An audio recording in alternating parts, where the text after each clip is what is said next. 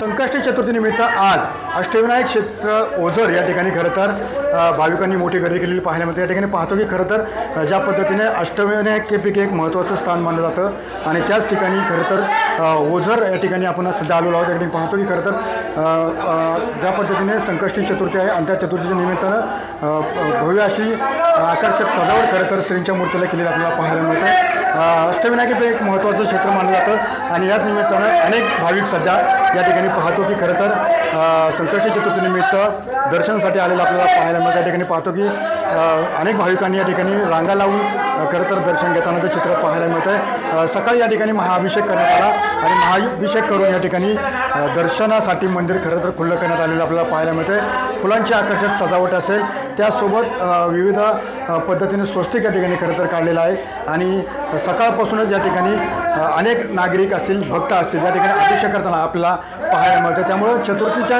निमित्तानं आज या ठिकाणी भव्य अशी गर्दी खरं तर ओझर आपल्याला पाहायला मिळतात। सुनील जगडे, TV9 मराठी, ओझर।